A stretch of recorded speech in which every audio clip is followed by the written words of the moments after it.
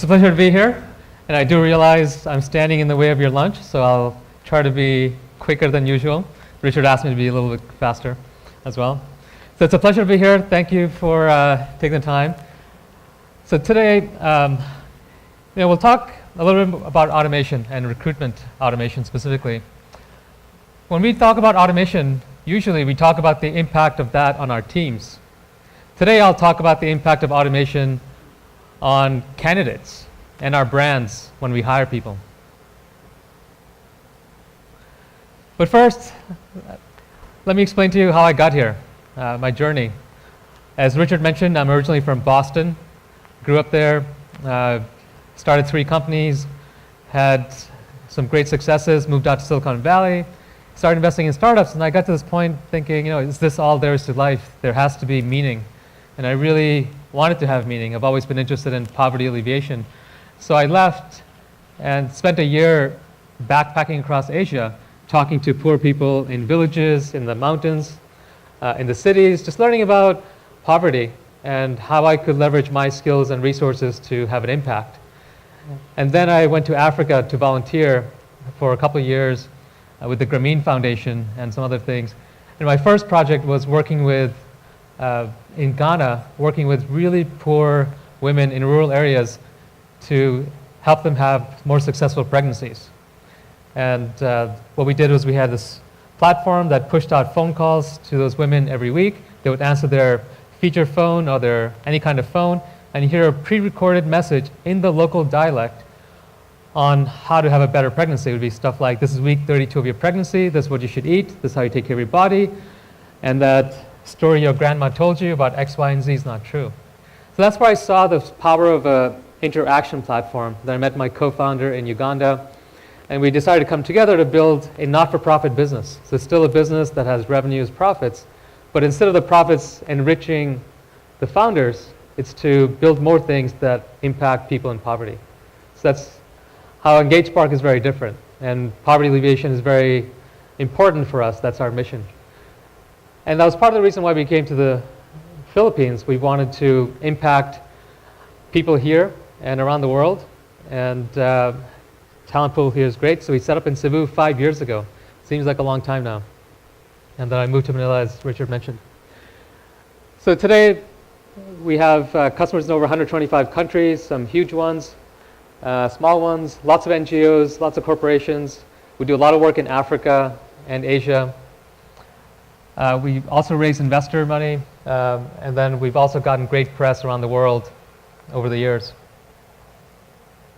But so let's talk about HR and recruitment. Our favorite topic, millennials.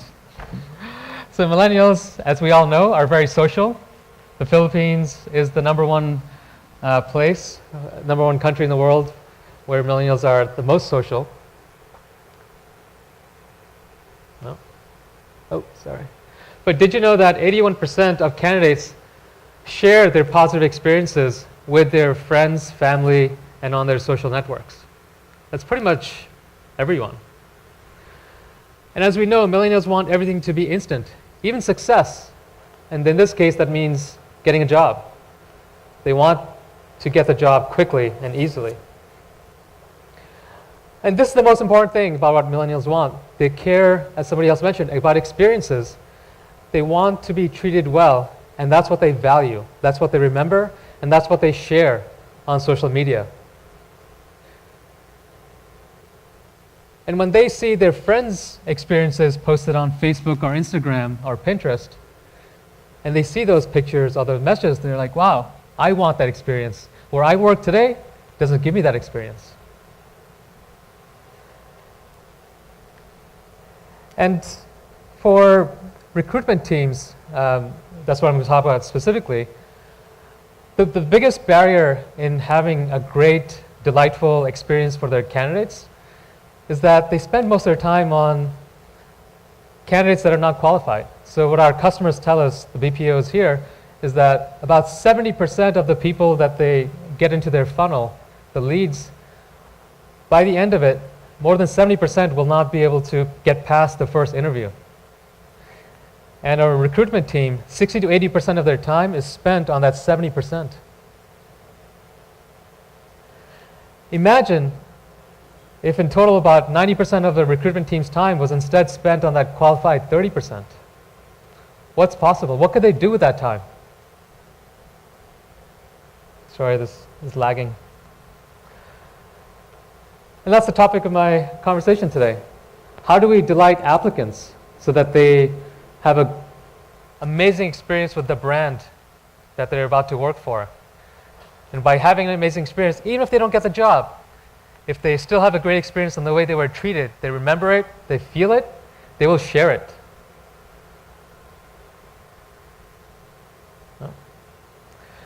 And this means that we have to treat talent like our customers, because they do tell the world online just like customers. When you buy an Apple phone or an iPhone, you tell the internet that, hey, you've got a great iPhone and it works amazingly well. They refer their friends to the brand, and then in the Apple example, they buy the next iPhone. They buy an iWatch. In this world, it means that they refer their friends, and they'll reapply, even if they got rejected, they'll reapply in a couple of years when they have more skills.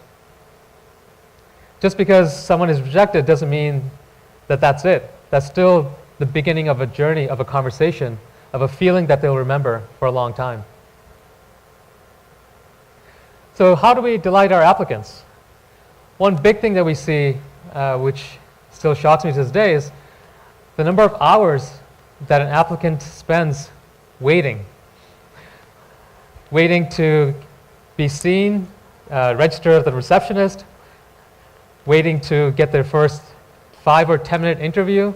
If they pass that, the second interview, the third interview, it can often take 5, 8 hours, and sometimes they have to come back the second day at a weird time when the team lead is there, like at 4 a.m. So one of the things we could do is don't make them wait, which I'll talk about more. Something totally random that I found out one BPO does is they give every applicant a chocolate, a branded chocolate, to make them remember, because nobody else does that. And that's something that makes them post it on social media. If the recruitment team has more time, then they can actually give them a tour of the space, show them what it's like to work there. You can show them a video on values and actually have a discussion about the company values, because millennials, they care about values. They want to be part of something bigger than themselves. They want change. And values are important for a sense of belonging for them. And the real key here is for the recruitment team to spend quality time one-on-one as much as possible with that 30%, because right now they're spending the majority of the time on that 70% who's not going to make it past the first interview. And I'll talk more about that. Another example is just sending personalized emails. Right now recruiters send messages and they call hundreds of people every day, and those SMSs are really blunt and to the point. Can you come in? It won't even be, hi, Paul, how are you? Hope you're having a good day. Can you come in at 5 p.m. so we can talk more about your career? It's just, can you come in at 5 p.m.? This is, Joe from XYZ. And so, in recruitment, what's really important to remember is that a rich interaction is the currency of recruitment. By being that currency, that's what that applicant remembers, and that's what they trade with their friends, because they tell their friends, their family members, and the general internet that this company gave them a great experience, regardless of if they got a job or not, but that they were made to feel special. So imagine that the moment that they're referred via an employee referral program by one of your employees, or they apply online on a job board, or they go into a messenger bot, or they fill out a form online, imagine that the second they fill that out or finish that, or they hit submit on the job board, within a minute or two, they get a phone call. Imagine that. And in this phone call, they can go through a series of automated pre-screened questions like, press 1 if you're 18, press 2 if you're not. Press 1 if you have at least 2 years of college experience, or press 3, or another question could be, press 1 if you have at least a nursing degree, if it's for a nursing job. So really get a lot of those pre-screening questions out of the way, and also be able to record their spoken answers.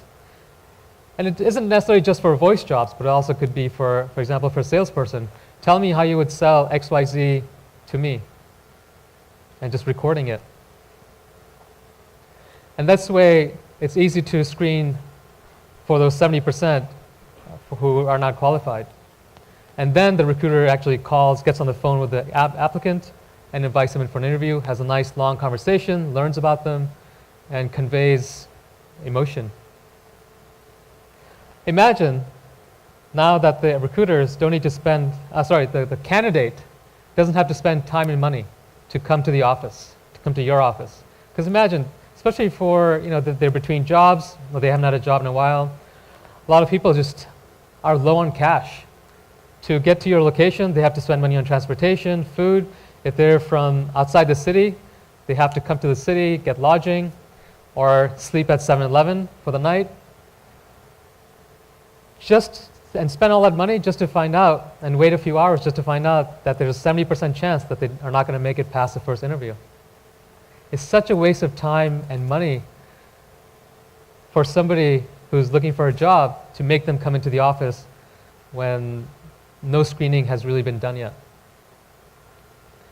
And this is what's important for creating that experience, is treating like a customer, which means that we value their time and money. Especially for the younger applicants, because they don't have that much money. They're struggling. They're trying to support their families. So coming back to the recruitment team, something we all talk about, how will automation impact recruitment? On the bottom left are the things that are very manual. It's like calling applicants all day long. Imagine calling 400 people a day, sending texts, putting all that data into spreadsheets. These are mundane and repeatable activities. Whereas the top right is where the one-on-one rich interactions happen. That's where the recruitment person can do storytelling, tours, find out what the applicant's really about, what are they looking for, make them feel special, make them feel valued. And those human touches, the rich interactions, are things that automation can never do. And the bottom left are the stuff that, let's face it, the recruiters don't want to do either. There's no fun in calling 400 people a day.